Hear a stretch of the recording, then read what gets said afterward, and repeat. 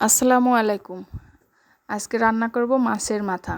এজন্য একটা মাছের মাথা দু টুকরো করে নিয়েছি, সাথে একটা লেজ নিয়ে লবণ হলুদ দিয়ে ভালো করে মেখে রেখে দেব। হলুদ আর লবণটা মাছের সাথে খুব ভালোভাবে মাখিয়ে নিতে হবে। মাখিয়ে কিছুক্ষণ রেখে দেব। এরপর দুইটা আলু ছোট ছোট টুকরো করে কেটে নেব। আলু দুইটা কাটা হয়ে গেলে এখন একটা মশলা তৈরি করে নেব। এর জন্য আদা, রসুন, কাঁচামরিচ, শুকনা মরিচ, জিরা দিয়ে ভালোভাবে পাটায় পিষে একটা মশলা তৈরি করব।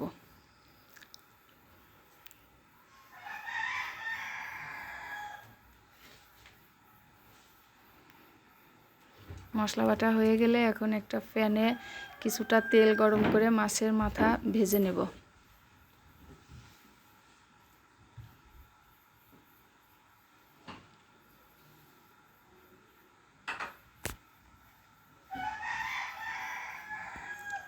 মাথাটা একটু লাল লাল করে ভেজে নিতে হবে।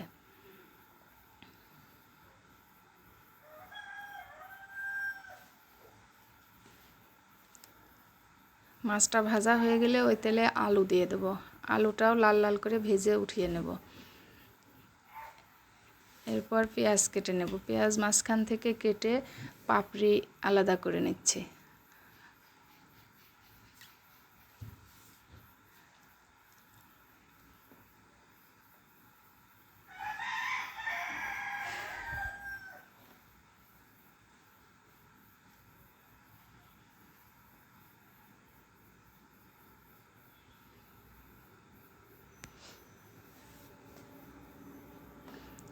আলুটা ভাজা হয়ে গেছে। এখন অন্য একটা কড়াইয়ে কিছুটা তেল দিয়ে তার মধ্যে দুটা তেজপাতা, শুকনা মরিচ, জিরা দিয়ে ফোড়ন দেব। ফোড়নটা ভালোভাবে 2 মিনিট মতো নেড়ে নেব।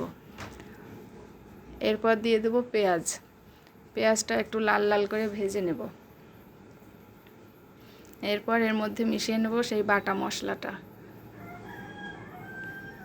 সামান্য একটু পানি দিয়ে দেব। হলুদ গুঁড়া, লবণ দিয়ে মশলাটা ভালোভাবে কষাই নেব। মশলা কষানো হয়ে গেলে তেল উপরে উঠে আসলে তখন দিয়ে দেবো মাছের মাথা। মাছের মাথাটা খুন্তির সাহায্যে ভেঙে দেব। এরপর দিয়ে দেবো আগে থেকে ভেজে রাখা আলু। আলু আর মাছের মাথাটা ভালো করে মিশিয়ে নেব। এবার একটু পানি দিয়ে একটু কষাইতে থাকবো।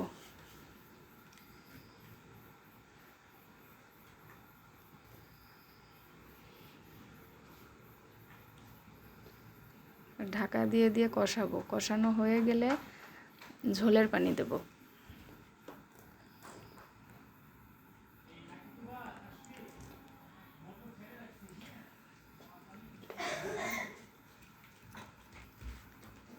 খুব বেশি পানি দেওয়ার প্রয়োজন নাই, এটা মাখা মাখা হবে।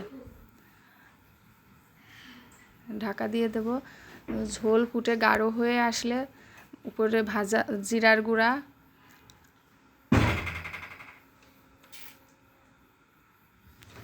চার পাঁচটা কাঁচামরিচ, লেবু ছোটো খোসাসহ টুকরো টুকরো করে দিয়ে দিতে হবে।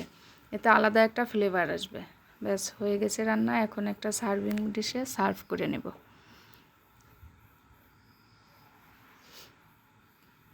তৈরি হয়ে গেল মাছের মাথা রান্না।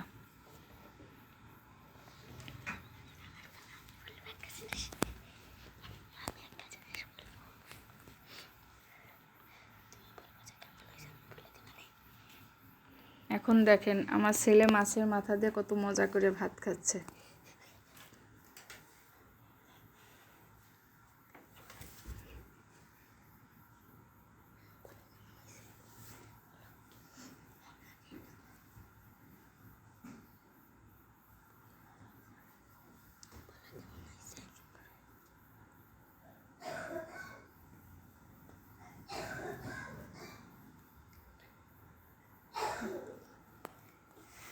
অনেক মজা হয়েছে।